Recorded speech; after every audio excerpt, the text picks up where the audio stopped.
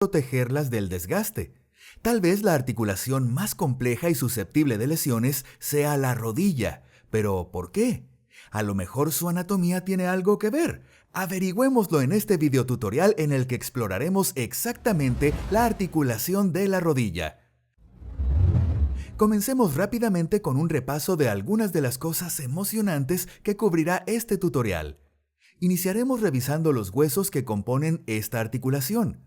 Aprenderemos acerca del extremo distal del fémur, la parte proximal de la tibia y la patela, junto con otros reparos óseos asociados a la rodilla. Luego aprenderemos que puede haber articulaciones dentro de una articulación. Este corte sagital nos permitirá ver las estructuras más profundas de la articulación de la rodilla, específicamente estructuras que componen la superficie articular de la rodilla, al igual que algunos ligamentos, tendones y tejidos blandos. Después aprenderemos cómo los tejidos blandos le proporcionan estabilidad a la rodilla.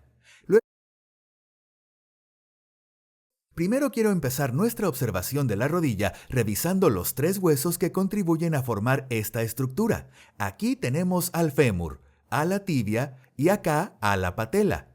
Estoy seguro de que notaron a este pequeño amigo allá abajo. Esta es la fíbula. Sin embargo, realmente no forma parte de la articulación de la rodilla, por lo cual no hablaremos mucho de ella, pero la volveremos a ver cuando hablemos acerca de los músculos que mueven esta articulación, ya que es un importante sitio de inserciones musculares. Veamos más de cerca los huesos que sí se relacionan con la articulación. Empecemos con el fémur. Puedes ver aquí que el extremo proximal del fémur se articula con el acetábulo, pero enfoquémonos en el tema de hoy y acerquémonos al extremo distal para que podamos ver los reparos óseos importantes de la rodilla. Empecemos con lo más obvio. Esta sección larga y delgada es la parte distal del cuerpo del fémur. Puedes notar que tiene surcos o líneas levantas en la superficie posterior. Estas son las líneas supracondíleas lateral y medial del fémur. El sitio más proximal donde se unen es denominado línea áspera. El extremo distal del fémur se ensancha para permitir una mejor distribución del peso, ya que es una superficie de soporte de carga. Está formado por dos partes redondeadas llamadas cóndilos medial y lateral. Notarás que por anterior los dos cóndilos son continuos, pero están delimitados por un pequeño surco llamado surco intercondíleo. En su superficie posterior están separados por la fosa intercondílea. Miremos a los cóndilos más de cerca. En el cóndilo medial encontrarás una protuberancia ósea llamada epicóndilo medial. Hay una protuberancia aún más pequeña en él, llamada tubérculo del aductor, donde se inserta la parte isquiotibial del músculo aductor mayor. En el cóndilo lateral hay una protuberancia similar, pero más pequeña, que se llama, adivinaron, epicóndilo lateral. Es un poco más pequeña que el epicóndilo medial y es el punto donde se inserta el ligamento colateral fibular. Finalmente, tenemos la superficie articular que se divide en la carilla patelar y la cara tibial. Ahora sigamos con el segundo hueso más largo del cuerpo, la tibia. Vayamos directamente a su extremo proximal porque sabemos que esta es la parte relacionada con la articulación de la rodilla. Similar al fémur, la tibia tiene un cuerpo estrecho y un extremo proximal ensanchado para soportar peso. Igual al fémur, el extremo proximal está formado por dos cóndilos. Aquí puedes ver el cóndilo medial y aquí puedes ver resaltado el cóndilo lateral.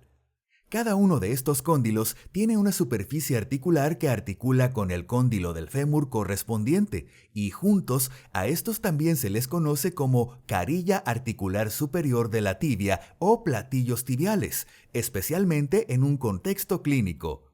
Las dos superficies están separadas por un área intercondílea irregular no articular con un área rugosa y levantada que se llama eminencia intercondílea. Justo debajo de los cóndilos, en la superficie anterior, encontramos una protuberancia ósea llamada tuberosidad tibial. Es un punto de inserción muy importante del cual aprenderemos un poco más adelante. Debemos mantener algo de suspenso, ¿verdad? Hemos llegado a nuestro último hueso de la articulación de la rodilla, y este es la patela, también conocida como rótula. ¿Y qué hueso tan curioso? Es el hueso sesamoideo más grande del cuerpo, lo que significa que está integrado en un tendón. En este caso es al tendón del cuádriceps femoral, el cual posiciona a la patela justo por delante de los cóndilos femorales. Su borde superior es curvo, mientras que su borde inferior termina en punta, lo que hace que parezca una lágrima al revés. La superficie posterior de la patela contiene una superficie articular ovalada cerca de su borde superior. Está dividida en dos caras articulares por una cresta vertical que reposa sobre el surco intercondilio en la superficie anterior del fémur distal. Cada una de estas caras articula con la carilla patelar de ambos cóndilos femorales. Terminamos con los huesos de la articulación de la rodilla, pero ¿cómo se mueven? ¿Cómo pueden soportar el peso de todo el cuerpo? Puede ser más fácil responder estas preguntas si hacemos un corte a través de la articulación y miramos qué hay dentro. ¡Uf! Eso fue un trabajo difícil. En primer lugar, resaltemos algunas estructuras óseas que ya conocemos. Aquí tenemos nuestro fémur, tibia con su tuberosidad tibial y finalmente nuestra pequeña patela. Ahora, donde realmente creo que será de gran ayuda este corte sagital es para aprender acerca de las superficies articulares. Aquí he resaltado en verde todas las superficies articulares involucradas en la articulación de la rodilla. Había mencionado que la superficie articular del fémur se divide en la carilla patelar y la cara tibial, y es aquí donde creo que puede ser confuso, especialmente si solo estás mirando la rodilla desde anterior o posterior. La rodilla es una articulación compuesta, así que esencialmente tenemos dos articulaciones separadas. Hemos resaltado la articulación patelofemoral en verde y la articulación tibiofemoral en azul para ayudarte a distinguirlas. Primero hablemos de la articulación patelofemoral. La articulación patelofemoral es una de esas cosas un poco peculiares del cuerpo. Es una articulación deslizante o plana. Esto simplemente quiere decir que se desliza hacia arriba y hacia abajo sobre la superficie articular del fémur. La superficie articular patelar es facetada y ligeramente irregular, lo que resulta en diferentes grados de contacto durante el movimiento articular. Cuando la rodilla está extendida, la faceta medial de la patela estará en contacto con la parte inferior del cóndilo medial del fémur, mientras que cuando está flexionada, la faceta lateral estará en contacto con la parte superior del cóndilo lateral del fémur, lo que produce el mayor grado de contacto, y esto es indicativo de las fuerzas que actúan sobre la articulación. Mientras está flexionada, la articulación se encuentra bajo el mayor grado de presión, por lo que se requiere el mayor contacto posible para una distribución equitativa de la fuerza. De hecho, la presión ejercida sobre la patela en la articulación patelofemoral es tan grande que debido a esto, la superficie articular patelar tiene el cartílago hialino más grueso de todo el cuerpo. Te puedes estar preguntando, ¿por qué? ¿Por qué necesitamos la patela y su articulación con el fémur distal? Pues está ahí para ayudarnos a extender la rodilla. Aumenta el ángulo en el cual el tendón del cuádriceps actúa sobre la articulación de la rodilla, lo que mejora la eficiencia de la palanca que actúa sobre la articulación, y así resulta en menos fuerza necesaria para extender la rodilla de la que necesitaría si tuviéramos menos apalancamiento. ¿Quién creería que tendríamos una pequeña lección de física mientras estudiamos anatomía? Continuemos con el siguiente elemento de nuestra articulación compuesta, la articulación tibiofemoral. Es un poco más complicada que la articulación patelofemoral, pero juntos la comprenderemos. Primero lo primero, esta articulación en realidad tiene dos partes. Hay dos articulaciones separadas entre las superficies articulares tibiales y los cóndilos femorales correspondientes. Su característica principal es su incongruencia, o en términos simples, que no encajan bien. Si miras el corte sagital, notarás que el área de contacto entre las superficies articulares no es tan grande. Si lo comparas con alguna otra articulación del cuerpo, por ejemplo con la articulación del codo, donde las superficies articulares encajan casi como dos piezas de rompecabezas, te darás cuenta de lo inestable que realmente es esta articulación. Se clasifica como una articulación de bisagra y como otras de este tipo en el cuerpo, se mueve a lo largo de un solo eje. Esto resulta en que los movimientos principales de esta articulación sean la flexión y extensión, pero debido a su forma, un pequeño grado de rotación interna y externa también es posible, lo que significa rotación de la tibia contra el fémur cuando la rodilla está flexionada, por lo que muchos autores prefieren clasificarla como una articulación condilia. Ocurre una rotación terminal aproximadamente de 5 a 10 grados para alcanzar una extensión completa, pero volveremos a eso más adelante. Bien, ahora, ¿cómo son capaces todas estas partes de la articulación para moverse entre sí con tanta facilidad? La respuesta es simple, es una articulación sinovial. Como probablemente ya lo sabes, una articulación sinovial consta de superficies articulares recubiertas con cartílago hialino, con una pequeña cavidad articular entre ellas. Esta cavidad está llena de líquido sinovial, el cual lubrica la articulación y está encapsulado por una membrana sinovial, la cual estoy resaltando en azul. Te estarás preguntando, ¿cómo es que una articulación tan inestable no colapsa? Pues es gracias a los ligamentos. Por conveniencia, vamos a dividir los ligamentos de la rodilla entre los internos y externos. Esto lo basamos en donde se ubican con respecto a la cápsula fibrosa articular de la articulación de la rodilla. Debido a esa relación, también se les refiere como ligamentos intracapsulares o extracapsulares, así que tiene sentido que demos un vistazo a la cápsula articular antes de continuar con los ligamentos. La cápsula articular encierra la articulación de la rodilla de una manera bastante laxa, así que nos toparemos con prácticamente todos los ligamentos externos que veremos. En realidad, la cápsula consta de dos partes. Ya hemos hablado acerca de la membrana sinovial, la cual rodea el espacio articular y constituye la parte interna. Y aquí estamos viendo la cápsula fibrosa externa resaltada en verde. Ahora puedes ver la cápsula articular desde el aspecto posterior de la rodilla. Por posterior, la cápsula se extiende desde los márgenes articulares de los cóndilos femorales y la fosa intercondilia hasta los cóndilos tibiales y cubre el aspecto posterior de la articulación en su totalidad. Se mezcla hasta cierto punto con los ligamentos popliteos oblicuos y arcuato, que veremos más adelante. Hay una pequeña abertura a la altura del cóndilo lateral que permite el paso del tendón del músculo popliteo. Por anterior es un poco diferente, ya que la cápsula está formada por el tendón del cuádriceps, la patela, el ligamento patelar y los retináculos de la patela, que a su vez están formados por las expansiones del vasto medial y lateral. Te podrás estar preguntando, ¿qué son todas estas estructuras? Pues averigüémoslo. Empecemos con el ligamento patelar. Esta banda, fuerte y aplanada, es en realidad una continuación del tendón del cuádriceps femoral. Se extiende desde el vértice de la patela hasta la tuberosidad tibial. Se le unen medialmente el retináculo patelar medial y lateralmente el retináculo patelar lateral. Esto es lo que veríamos si retiramos el ligamento patelar y todos los músculos.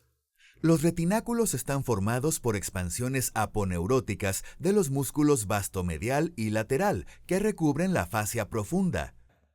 Lateralmente tenemos al ligamento colateral fibular, también llamado ligamento colateral lateral. El ligamento colateral fibular es un ligamento fuerte, parecido a una cuerda, que se extiende desde el epicóndilo lateral del fémur hasta la cabeza fibular y está separado de la cápsula articular. En el aspecto medial de la rodilla encontramos al ligamento colateral tibial, también llamado ligamento colateral medial. El ligamento colateral tibial también es fuerte y plano, pero un poco más débil que su homólogo lateral, así que es más susceptible al daño. Se extiende desde el epicóndilo medial del fémur hasta el cóndilo medial tibial y superficie proximal medial tibial. De hecho, se continúa con la cápsula articular y en su punto medio, sus fibras más profundas se fijan firmemente al menisco medial. Estas fibras profundas que unen el fémur y tibia con el menisco medial forman dos ligamentos más pequeños, también conocidos como ligamento menisco femoral medial, que podemos ver aquí, y el ligamento menisco tibial medial justo abajo. En cuanto a su función, ambos ligamentos colaterales limitan el movimiento lateral excesivo. Continuemos con la superficie posterior de la articulación y empecemos con el ligamento popliteo oblicuo. Es una expansión recurrente del tendón del músculo semimembranoso. Recurrente quiere decir que en lugar de descender distalmente desde la inserción del semimembranoso en el aspecto posterior del cóndilo medial tibial, este viaja superior y lateralmente. Además cruza de manera oblicua la fosa intercondilia y se inserta en el cóndilo lateral del fémur, donde se mezcla con la parte central de la cápsula articular posterior, y su función principal es darle soporte adicional a la cápsula. Otro ligamento que fortalece la cápsula articular posterior y lateral es el ligamento popliteo arcuato. Este es un ligamento en forma de Y, lo que significa que se origina como una sola banda y luego se separa en dos. La parte medial pasa por encima del tendón del músculo popliteo de manera superior y medial y se mezcla con la cápsula posterior y ligamento popliteo oblicuo. La parte lateral pasa sobre la articulación de la rodilla y se inserta en la cápsula, cerca de la cabeza lateral del gastrocnemio, más o menos por el cóndilo femoral lateral. Les tengo un dato curioso. El ligamento popliteo arcuato se encuentra en solo un 65% de las personas. Usualmente está ausente cuando encontramos en el músculo gastrocnemio un pequeño huesecillo llamado favela, el cual fortalece la cápsula y de esta manera hace que el ligamento popliteo arcuato sea innecesario. Ya vimos cómo la articulación de la rodilla se asegura en su exterior, pero eso no explica cómo una articulación tan inestable es capaz de mantenerse intacta soportando tanto peso y aún así lograr su rango de movimiento. Pues lo que realmente asegura todo en su lugar son los ligamentos internos. Veamos cuáles son. Los más importantes y probablemente los más conocidos son los ligamentos cruzados. Estos dos ligamentos fuertes, el ligamento cruzado anterior y posterior, se cruzan cerca al centro articular de la rodilla. Este cruce es lo que les da el nombre. Empecemos con el anterior. El ligamento cruzado anterior se origina en el área intercondile anterior de la tibia y asciende de manera posterolateral dentro de la articulación para insertarse en la porción posteromedial del cóndilo lateral del fémur. Cuando la rodilla está extendida, el ligamento cruzado anterior está bajo tensión, lo que previene una hiperextensión.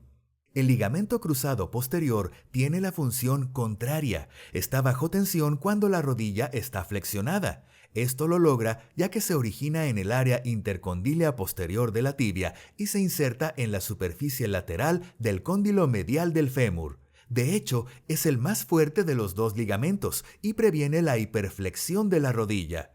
Juntos, estos ligamentos evitan que el fémur y la tibia se deslicen generando una luxación. Sin importar en qué posición se encuentre la rodilla, siempre habrá uno o ambos ligamentos tensionados, asegurando que la articulación esté estable en todo momento. Además, tienen un rol en la rotación de la articulación. En la rotación medial, los ligamentos se envuelven entre ellos, mientras que en la rotación externa se encuentran paralelos. Curiosamente, estos ligamentos están contenidos en la cápsula fibrosa articular, pero no dentro de la membrana sinovial. Las siguientes estructuras no son técnicamente ligamentos, pero reposan dentro de la articulación de la rodilla y son importantísimas para el movimiento. Te presento a los meniscos. Los meniscos son estructuras fibrocartilaginosas semilunares que se encuentran en las superficies articulares de la tibia. Sirven para ampliar y profundizar el área de articulación entre los cóndilos femorales y las superficies articulares de la tibia. Son más gruesos hacia sus bordes externos y se hacen más delgados a medida que entramos a la articulación para crear dos hendiduras redondas y recibir a los cóndilos femorales. De esta manera, el peso es distribuido sobre un área mucho más grande de las superficies articulares de la tibia. Ellos también estabilizan y amortiguan la articulación en los extremos del rango de movimiento. El menisco medial es casi un semicírculo y cubre un área ligeramente menor que su homólogo lateral. Su cuerno anterior se adhiere al área intercondílea anterior de la tibia. El cuerno posterior se fija al área intercondílea posterior de la tibia y sus fibras son continuas con el ligamento transverso de la rodilla cuando está presente. En su periferia se une a la cápsula fibrosa articular y a las fibras profundas del ligamento colateral tibial, lo que permite muy poco movimiento del menisco. El menisco lateral cubre un área mayor y es más circular. Su cuerno anterior se adhiere frente a la eminencia intercondílea posterolateral al origen del ligamento cruzado anterior. Hasta cierto punto, las fibras del cuerno anterior y del ligamento cruzado anterior se mezclan. El cuerno posterior se adhiere posterior a la misma eminencia anterior al cuerno posterior del menisco medial. Frecuentemente, el cuerno posterior está fijado por dos ligamentos meniscofemorales y lateralmente por las fibras del tendón popliteo, que controla la movilidad del menisco. Nos topamos con algunos ligamentos extraños mientras hablábamos de los meniscos, así que mencionémoslos. Empecemos con el ligamento transverso de la rodilla. Este conecta el cuerno anterior del menisco medial al margen anterior del menisco lateral y los mantiene en su lugar durante la extensión. Lo peculiar de este ligamento es que su grosor varía y en ocasiones está ausente por completo. Continuando, las siguientes estructuras son los ligamentos meniscofemorales. Ellos conectan el cuerno posterior del menisco lateral a la zona lateral o interna del cóndilo medial del fémur. El ligamento menisco femoral anterior pasa anterior al ligamento cruzado posterior, mientras que el ligamento menisco femoral posterior pasa posterior a este y se inserta cerca a su punto de inserción. Ahora que hemos revisado los movimientos que puede hacer la rodilla y sus ligamentos que la soportan, es hora de continuar con las estructuras que hacen posible el movimiento y brindan soporte adicional, los músculos. Vayamos directamente a los músculos que extienden la articulación. El extensor principal es el músculo cuádriceps femoral con sus 4 cabezas, el recto femoral, vasto intermedio, vasto medial y el vasto lateral, con un poco de asistencia de parte del tensor de la fascia lata. Continuando con los flexores de la articulación, tenemos a los músculos posteriores del muslo o isquiotibiales como los flexores principales. Este grupo de músculos incluye el semitendinoso, semimembranoso, que también asiste con la rotación interna de la rodilla, y el bíceps femoral. Todos los músculos posteriores del muslo se contraen para extender la cadera y flexionar la rodilla. Los flexores débiles de la rodilla son el grácil, el sartorio y el gastrocnemio. Además, los músculos grácil y sartorio contribuyen débilmente a la rotación medial de la articulación. El músculo tensor de la fascia lata también ayuda a flexionar más la rodilla cuando ya está flexionada por lo menos 20 grados y a realizar rotación externa junto con el bíceps femoral. Existe un músculo adicional llamado el músculo popliteo, del cual quiero hablar un poco más porque tiene un trabajo muy importante. Cuando la rodilla se encuentra en extensión máxima, el fémur hace una pequeña rotación interna llamada rotación terminal, lo que indica que la articulación está bloqueada. Esto hace que todo el miembro inferior sea una estructura sólida, lista para soportar peso, y también que los músculos puedan relajarse un poco sin que la extremidad colapse. Sin embargo, esto es un problema cuando necesitamos flexionar nuevamente. Es aquí donde entra en juego el músculo popliteo.